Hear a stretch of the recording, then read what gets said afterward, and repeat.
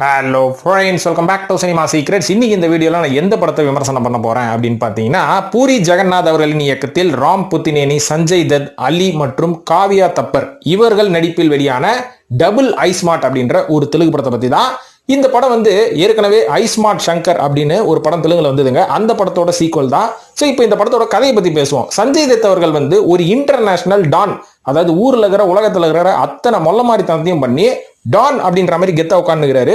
இவரை பார்க்கும்போது இவரை மாதிரியே நம்ம ஆகணும் அப்படின்ற மாதிரி நீங்க நினைச்சீங்கன்னா ஜெயில போய் கம்பி தான் எண்ணணும். ஆனா படத்துல வந்து இவரை கொஞ்சம் கெத்தா காமிச்சிருக்காங்க. இதை பார்த்து வந்து நீங்க மயங்கிடாதீங்க. இவருக்கு பிளட் கேன்சர் வந்துருச்சு. வந்ததுக்கு அப்புறம் ஐயோ இன்னும் 3 மாசத்துல நீங்க செத்து போயிடுவீங்க அப்படின்ற மாதிரி டாக்டர் சொன்ன உடனே, அட பாவீங்களா, இவ்வளவு பெரிய சாம்ராஜ்யத்தை நான் கிரியேட் பண்ணி வச்சிருக்கிறேன், ஆனா என்னால இது எல்லாத்தையும் 3 மாசத்துல எப்படி அனுபவிக்கிறது? நான் அனுபவிக்கணும்னா எனக்கு மரணமே இருக்கக்கூடாது, ஐ எம் தி இம்மார்டல், நான் சாவே பார்க்க கூடாது அப்படின்ற மாதிரி இவர் ஒரு ஐடியா பண்றாரு. இதுக்காக இவர் என்ன பண்றாருன்னு பாத்தீங்கன்னா, இந்தியாவில இருந்து 15 கிலோல ஒரு டாக்டர் கூட்டிட்டு வராரு. அந்த டாக்டர் பாத்தீங்கன்னா கேள்வி சௌரி முடி மாதிரி சௌரி முடி வச்சுக்கிட்டு, நானும் பாருங்க இன்டர்நேஷனல் சயின்டிஸ்ட் அப்படின்ற மாதிரி இவருக்கு முன்னாடி வந்து நிக்கிறாரு. நின்ன உடனே ஒரு ஐடியா பண்றாங்க 2 பேரும் சேர்ந்து. என்னன்னா, அதாவது கூடு விட்டு கூடு பாயிருது அப்படின்றதெல்லாம் பழைய தமிழ் படத்திலே வந்துருச்சு. அதனால நம்ம இப்போ மெமரி டு மெமரி அப்படின்ற மாதிரி மெமரி டிரான்ஸ்ஃபர் பண்ணுவோமா அப்படின்னு ஒரு பிளான் பண்றாங்க. ஆஹா, எந்த மாதிரியான ஐடியா இல்ல இதெல்லாம். இந்த மாதிரி ஐடியா பண்ணவங்க கடைசியா ஒரு சில பேரை தேர்ந்தெடுக்கிறாங்க. உங்க மூளையில இருக்கிற அத்தனை டேட்டாவையும் இன்னொருத்த மூளையில போடுறேன், அதுக்கப்புறம் உங்களுக்கு மரணமே கிடையாது. இவனுக்கு வயசாயிடுச்சுன்னா திருப்பி உங்க மூளையை கட்டி, அதாவது மூளையில இருக்கிற மெமரியை கட்டி வேற ஒருத்த மண்டையில வைப்போம். அது மாதிரி ஆளை சூஸ் பண்ணிக்கிட்டு அப்படியே ஜம்ப் ஆகி போயிட்டே இருப்போங்க. ஒரு 100-200 வருஷமா இல்லங்க, ஒரு 1000-2000 வருஷம் அப்படியே டிராவல் பண்ணுவோமே போர் அடிக்கிற வரையும் அப்படின்ற மாதிரி இவங்க பிளான் பண்றாங்க. அந்த மாதிரி பிளான் பண்ணி ஏகப்பட்ட பேரை தேர்ந்தெடுக்கிறாங்க. எல்லாருமே டெஸ்ட்ல செத்து போயிடுறாங்களா. அப்பதான் அந்த டாக்டர் வந்து ஒரு மேட்டர் சொல்றான். சார், இதே மாதிரி இந்தியாவில் ஒருத்தங்கிறாங்க, இவங்க கிட்ட இருந்து நம்ம மெமரி டிரான்ஸ்ஃபர் பண்றதுக்கு ரிஸ்கே எடுக்க தேவையில்லை. ஏன்னா மண்டை பின்னாடியே யூஎஸ்பி ஸ்லாட் வச்சிருக்கான், பென்ட்ரைவ் ஸ்லாட் வச்சிருக்கான். அதனால அப்படியே பென்ட்ரைவ்ல உங்க மெமரி எல்லாம் காப்பி பண்ணி அவன் மண்டை பின்னாடி சொருவி அழகா டிரான்ஸ்ஃபர் பண்ணிட்டா சோலி முடிஞ்சு போயிடுச்சு அப்படின்ற மாதிரி சூப்பரான ஐடியா கொடுக்குறாரு. உடனே இவரை தேடி போறாங்க. அந்த மண்டையிலேயே பென்ட்ரைவ் வச்சுக்கிறவர் யாருன்னு பாத்தீங்கன்னா, அவர் தான் படத்தோட ஹீரோ ராம் புத்தினேனி. இதுக்கப்புறம் படம் எப்படி போகுது அப்படின்னு பாத்தீங்கன்னா, சஞ்சய் தத் இவர் கிளம்பி வரல ஊருக்கு, இந்தியாவுக்கு. இவர் லண்டன்ல உட்காந்துக்கிறாரு. அதுக்கப்புறம் இந்த வலிமை படத்துல வருமே ஒரு பாடி பில்டர் பொண்ணு, வில்லன் கூடவே, அந்த பொண்ணு தான் இவரோட கேர்ள் ஃப்ரெண்டு. இதை அமுச்சு வைக்கிறாரு, போய் அவனை அப்படியே அலேகா தூக்கின்னு லண்டனுக்கு வா, மெமரி டிரான்ஸ்ஃபர் பண்ணி என் பாடியை தூக்கி போட்டு இவன் பாடியோட நான் சுத்தினுக்கிறேன் அப்படின்ற மாதிரி ஒரு பிளான் பண்றாரு. ஆனா அங்க போனாதான் தெரியுது ராம் புத்தினேனி ஒரு சரியான அறவேக்காடு பைத்தியம் அப்படின்னு. ஏன் பாத்தீங்கன்னா, அவர் அந்த லோக்கல் தாதா வாங்க, வாயை திறந்தாலே வண்டே கெட்ட வார்த்தையா வருது. தமிழ்ல டிரான்ஸ்லேட் பண்ணனால பெருசா தெரியல, தெலுங்குல ஃபுல்லாவே கெட்ட வார்த்தையா. அதனாலதான் இந்த படத்துக்கு சர்டிபிகேட் கொடுத்துருக்காங்க. அப்பனா எவ்வளவு அசிங்கமா தெலுங்குல பேசியிருப்பாருன்னு பாருங்க.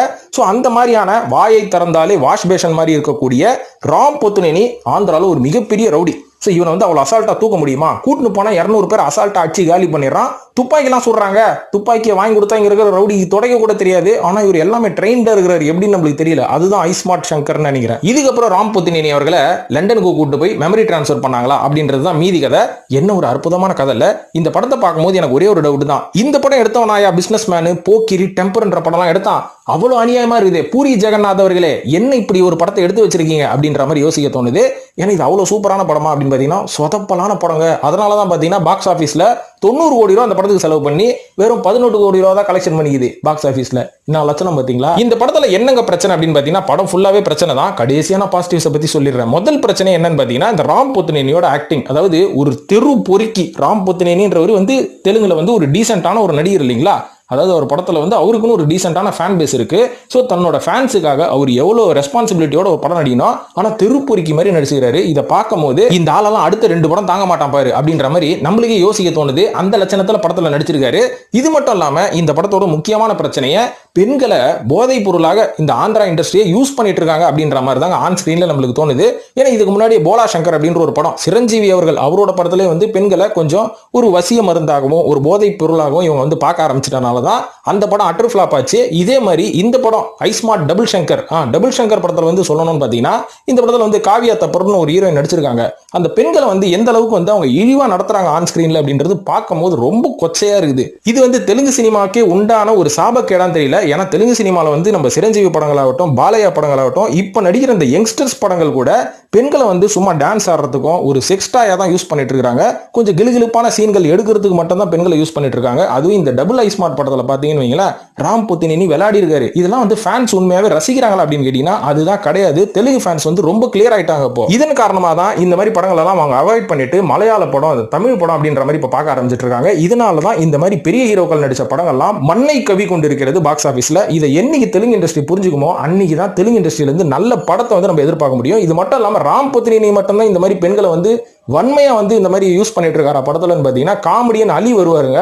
அவரும் ஒரு மிக திறமையான நடிகர் தான். இருந்தாலும் அவரும் பாத்தீங்கன்னா பெண்களை வந்து ஒரு மாதிரி கொச்சையா தான் அந்த படத்துல காமெடி பண்ணிட்டு இருப்பாரு.